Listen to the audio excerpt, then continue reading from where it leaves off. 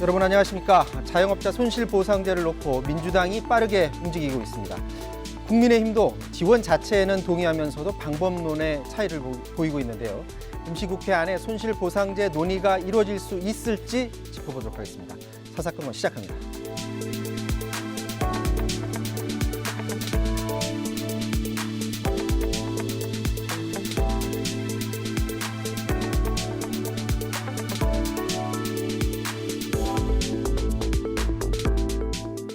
여의도 사사건건 오늘은 정청래 민주당 의원, 권성동 국민의힘 의원 나오셨습니다. 안녕하십니까? 네, 안녕하십니까. 오늘 이 얘기부터 잠깐 하고 가야 될 것 같습니다. 고 박원순 전 서울시장 성추행 사건 관련해서 인권위에서 그제 발표를 했는데요. 발표 뒤에 민주당이 서면 사과를 했고 오늘 민주당 이낙연 대표가 정식 사과했습니다. 잠깐 보고 이야기 나누도록 하겠습니다. 국가인권위원회가 고 박원순 서울시장 성희롱 등에 관한 직권조사 결과를 발표했습니다. 인권위 조사 결과를 무겁게 받아들입니다. 피해자와 가족들께 다시 한번 깊이 사과드립니다. 국민 여러분께도 송구스럽다는 말씀을 다시 한번 드립니다. 피해자께서 2차 피해 없이 일상을 회복하실 수 있도록 저희들 나름대로 최선을 다하겠습니다.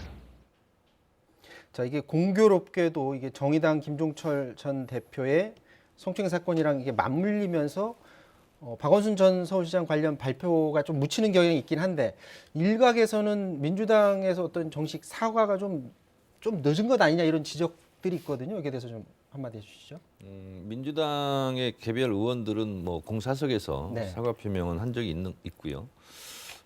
그리고 당 대표로서 공식적인 사과는 이제 인권위 발표가 있기 때문에 네. 어쨌든 국가기관에서 인정한 부분이 있기 때문에 당의 공식적인 입장으로 당 대표가 사과를 한 건데요. 사과를 할 거면 기왕이면 빨리 하는 게 좋고 그리고 또 진정성 있게 충분하게 하는 게 좋겠다 이런 생각이 좀 듭니다. 네. 사과가 많이 늦었죠. 사실 이 사건 처음에 이제 박원순 전 시장의 성추행 사건이 불거지고 극단적인 선택이 있은 직후를 한번 들여다보면은 민주당은 여기서 이제 발뺌을 하려고 굉장히 애를 썼어요. 이해찬 당시 당대표는 이와 관련된 민주당의 그런 조치에 대해서 묻는 기자에 대해서 거의 뭐 막말 비슷한 수준의 소리를 버럭 지르면서 이렇게 했고 남인순 의원을 비롯해서 민주당의 많은 여성 의원들은 피해 호소인이라고 칭하면서 2차 가해까지 가했거든요. 네. 그런데 정의당의 김종철 대표의 성추행 사건이 나자 민주당은 공식 논평을 통해 가지고 경악을 금치 못하겠다 이런 표현을 하면서 정의당을 비판을 했어요. 그러니까 자기가 묻은 뭐는 안 보이는 거죠.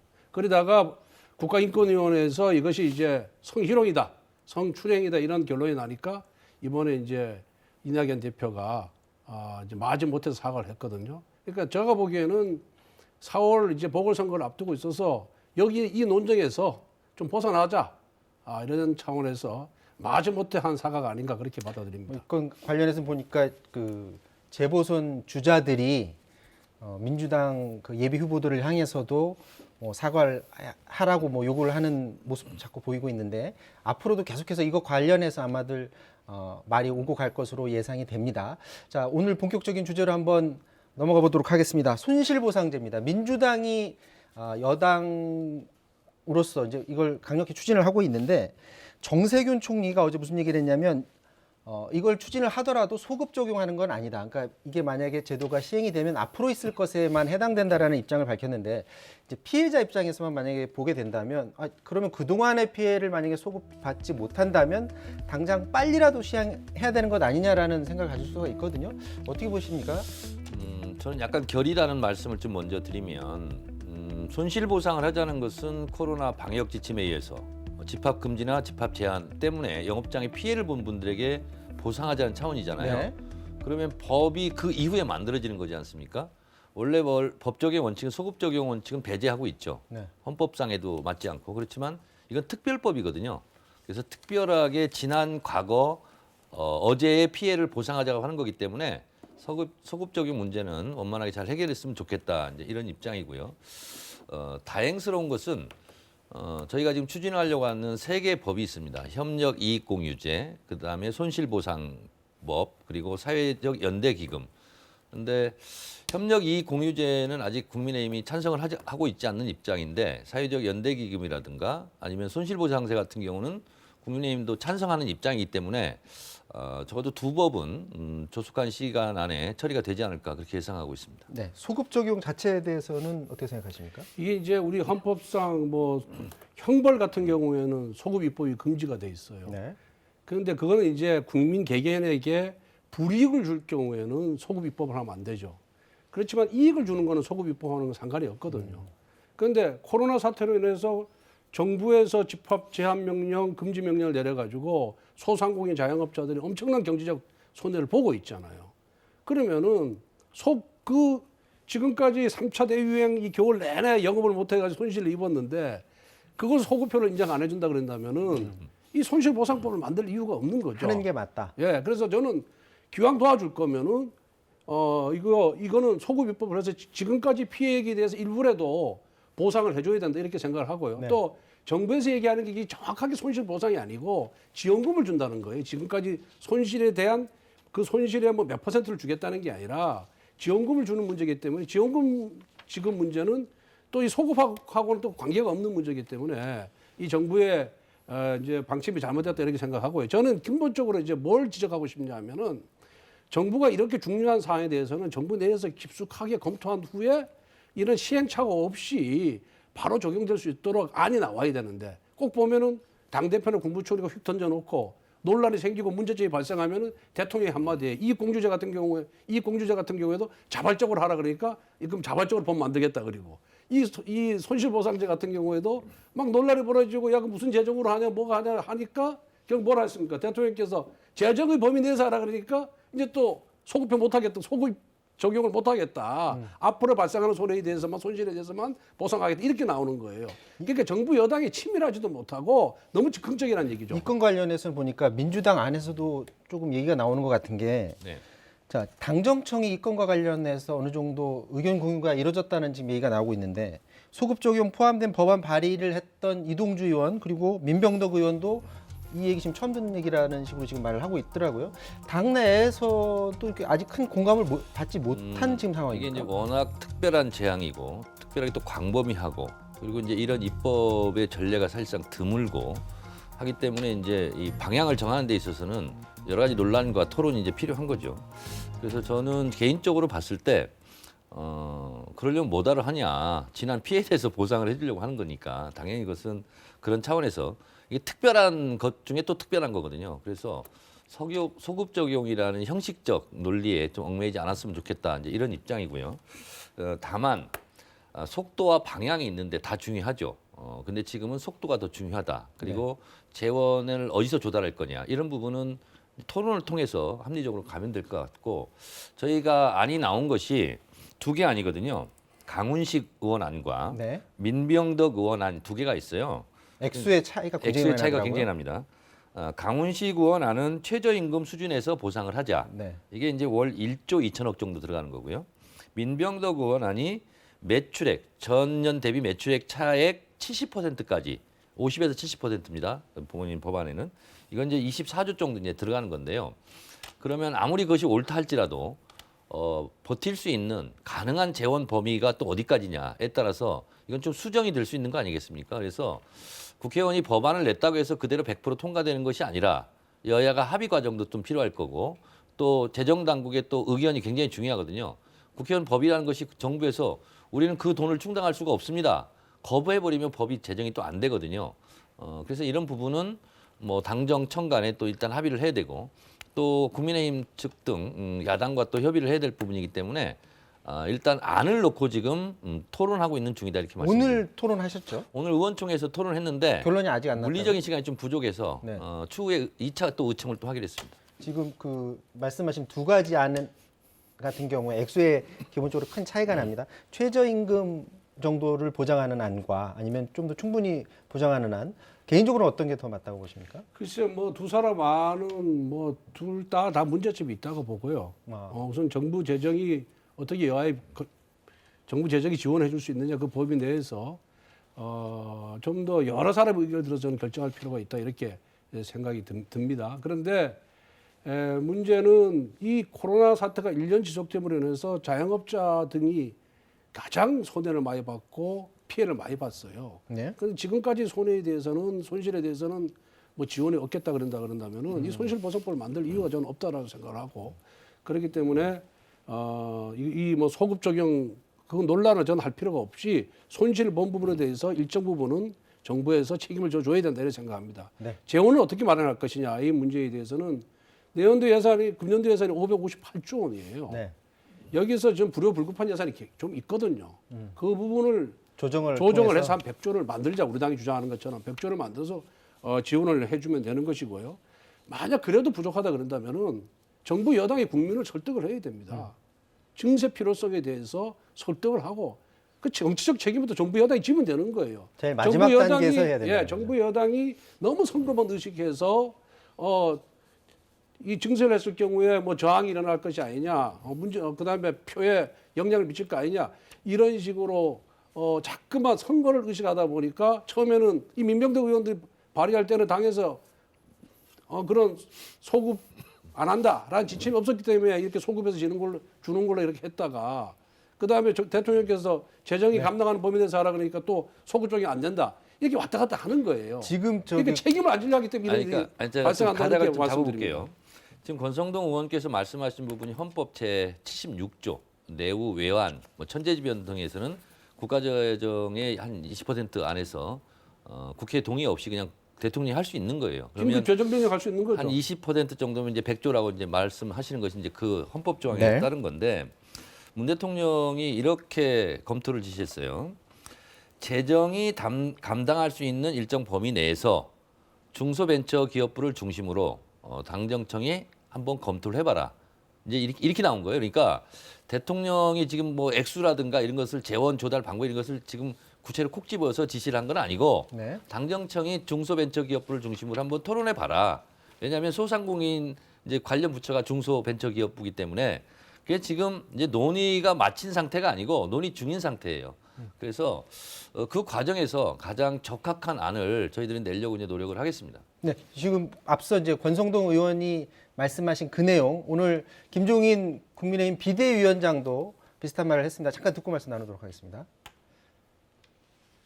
정부의 방침에 따라서 영업 활동을 갖다가 지속적으로 할 수가 없었기 때문에 여러 가지 손실이 나 있는 거 아니겠어요?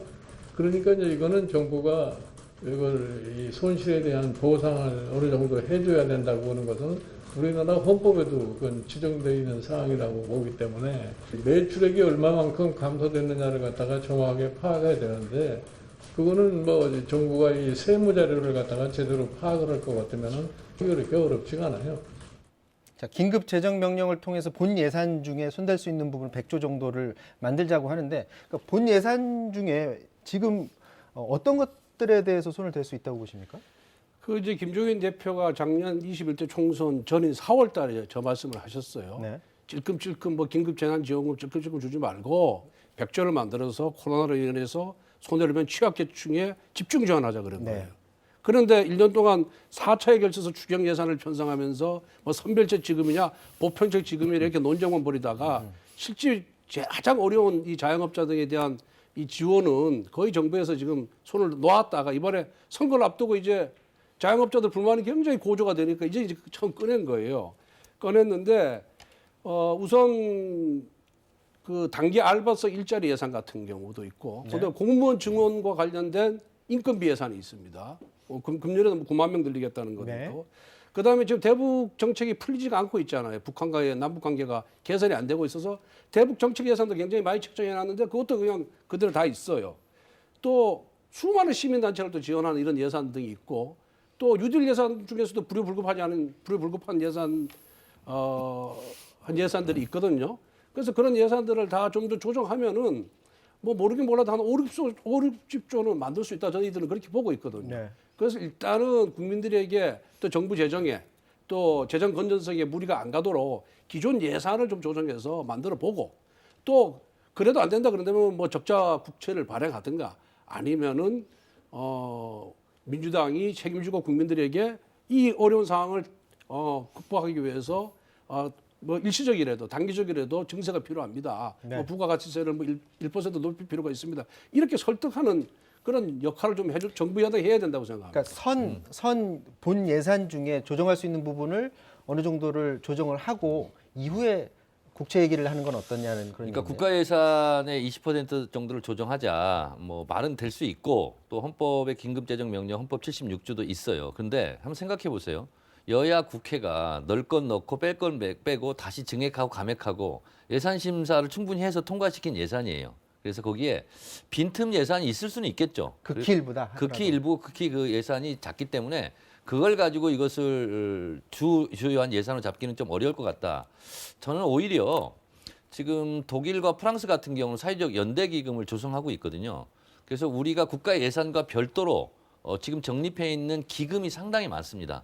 예를 들면 복권 기금 같은 경우도 굉장히 많이 쌓여 있어요. 수백 조가 쌓여 있거든요. 그래서 그런 기금들을 좀 찾아내서 그런 기금으로 사회적 연대 기금을 마련하는 것이 저는 가장 무리 없는 방법이라고 생각하고 네. 그래도 좀 부족하다. 그런 경우는 우리 정부 여당에서 국민들에게 뭐 추경할 때도 이제 그렇게 하지 않았습니까? 좀 국채도 발행하고 이렇게 하는 방식으로 하여튼 이것은 중요한 것은 빠른 시간 안에 이것을 해결하는 것이 중요하다 이렇게 봅니다. 이 손실 보상 그 규모를 정하는 데 있어서 사실은 누구를 대상으로 하냐도 굉장히 중요한 사항인데 이게 손실보상제 제도 자체에 아마 그 문구가 들어갈 것 같아요. 그러니까 피해를 본 모든 자영업자를 넣을 것인지 아니면 예를 들어서 아예 문을 닫은 그런 곳만 대상을 할 것인지 그런 것에 따라서 달라질 수가 있는데 기재부가 난색을 표했던 것이 이분들이 그 손실 규모를 우리가 어떻게 따지느냐 이 부분을 난색을 표했는데 또 중기부는 조금 다른 얘기를 해요. 이런 방식이었으면 좋겠어요. 우리가 보통 이제 뭐 정치 뉴스, 외신 뉴스에서 톱다운 방식 이렇게 얘기하잖아요. 그래서 이번 같은 경우는 다 조사해가지고 총액을 합치려면은 몇 달이 걸릴 거예요. 그래서 그 활용 가능한 총 동원할 수 있는 국가 예산이 얼마냐 이걸 정해놓고 거기에 맞게 재원을 그럼 어디다 지원할 거냐 그 수준과 범위는 거기에 따라서 액수에 정했으면 맞춰서 좋겠다. 한다. 그래야 그것이 시간을 단축할 수 있는 길이다 이렇게 생각합니다. 그럼 제도에 쓰여지는 문구 자체도 네. 법안에 쓰여지는 문구 자체도 거기에 맞춰서 그러면 조정이 그렇게 되겠네요. 했으면 좋겠어요 저는. 그런데 네. 저는 이 손실보상법이 정세균 국무총리도 이제 오늘 말씀하신 것이 이것이 손실보상이라는 거는 그 정부의 적법 행위로 인해서 국민이 피해를 봤을 경우에 보상해 주는 거거든요. 네. 손해배상을 해주는 걸 손실보상이라 그래요. 그런데 이제 불법 행위로 인한 건 손해배상이고요. 그런데 이게 엄격한 의미의 손실보상이 아니라고 말씀하셨어요. 이게 지원금이라 그랬어요. 지원금. 그 지원금은 굳이 법적 근거 없이도 정부가 필요해서 할 수가 있는 거거든요. 그런데 굳이 복잡한 과정을 거쳐서 손실보상법을 만들 이유가 없고 손실보상법을 만들어도 이 구체적인 기준이나 지급 금액을 적을 수가 없어요. 그냥 선언적인 규정밖에 없습니다. 이럴 바에야 그런 법 제정 논란으로 서로 신경 쓰이게 하지 말고 정부가 지금부터 그 동원 가능한 재원이 어떻게 될 것이냐, 그 재원을 어떻게 마련할 것이냐, 그 다음에 전체 자영업자 소상공인 중에 피해 본 업종이 어디냐 이렇게 해서 대략적으로 해가지고 얼마를 지급하겠다라고 이렇게 빨리 결정하는 것이 중요하지. 손실보상법 법 만들라고 고생해 또 시행령 만들라고 또 시간 걸려 그다음 조사하느라 시간 걸려 이렇게 하다 보면 이게 부지하세월이에요. 언제 지급할지 모릅니다. 자영업자들은 지금 단 하루가 바쁘거든요. 급하거든요. 그래서 좀 더 모든 논의 과정을 단축시킬 필요가 있다. 그다음 생략할 필요가 있다. 저는 그렇게 보고 있습니다. 그러니까 이런 차이가 있는 거예요.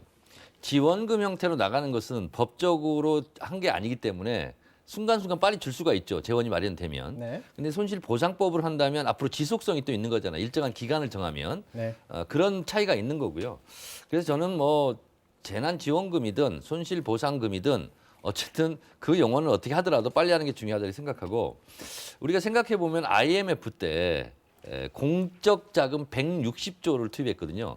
그때는 공적 자금이라는 용어를 사용했어요. 그리고 은행이 도산하면 너무나 서민 경제에 큰 부담이기 때문에 빨리 지급하자. 그래서 공적 자금이라는 용어로 160조를 투입했는데 뭐 회수받지 못한 돈도 상당히 많이 있죠. 그래서 그런 전례도 있다라는 말씀을 드립니다. 일단은 여당이 민주당에서 뭐 의원총회에서 그걸 논의를 한다고 그러는데 당론이 빨리 어느 쪽으로 하나로 모아지는지를 한번 좀 지켜봐야 될 것 같고요. 네. 다음 주제 넘어가도록 하겠습니다. 국회의원 107명이 사법농단 연루 법관에 대한 탄핵을 제안을 했습니다. 시민사회 단체들도 당장 탄핵을 진행하라 이렇게 요구를 하고 있는데, 자 먼저 이 해당 법관들이 어떤 사건과 관련돼서 문제가 있었는지 먼저 그것부터 보고서 말씀을 나눠보도록 하겠습니다. 네, 2014년입니다. 일본 산케이 신문은 세월호 참사 당일 박근혜 전 대통령 행적에 대한 의혹을 제기했습니다. 해당 칼럼을 쓴 가토 다스야 기자는 명예훼손 혐의로 재판에 넘겨졌는데요. 당시 재판장은 선고 공판이 아닌데도 수개월 전 기사 내용은 허위라고 미리 못 박았습니다. 그런데 2017년 당시 이타니 판사의 고발로 사법농단의 진실이 뒤늦게 드러났습니다. 배우는 당시 임종헌 법원행정처 기조실장과 임성근 서울중앙지법 수석 부장판사였는데요. 임 판사는 판결문 초안 수정 지시 등 재판에 관여한 혐의로 기소됐습니다. 하지만 지난해 2월 법원은 위헌적 행위라면서도 무죄를 선고했습니다.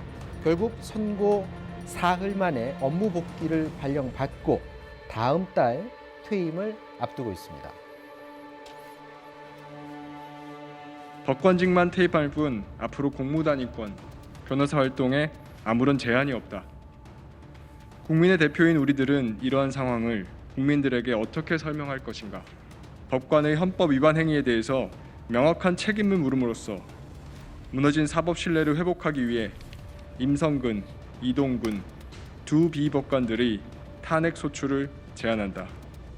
자, 이거부터 좀 의견을 드려야 될 것 같습니다. 당시에 많은 사람들이 이 뉴스 보고 좀 분노를 했었는데 재판 개입은 헌법을 위반한 것이다라고 얘기를 하면서도 무죄 판결을 받았어요. 이걸 어떻게 받아들여야 될까요? 그러니까 이렇게 받아들이면 되겠습니다. 술을 먹었지만 음주운전은 아니다. 네. 허무맹랑한 재판이죠. 자기 식구 감싸기고. 근데 저는 법관 탄핵을 해야 된다고 보는데 일각에서는 사법부 독립을 해친다 이렇게 말씀하시는데 그건 본말을 전도시킨 말이죠. 사법부의 독립을 위해서 탄핵을 해야 되는 거예요.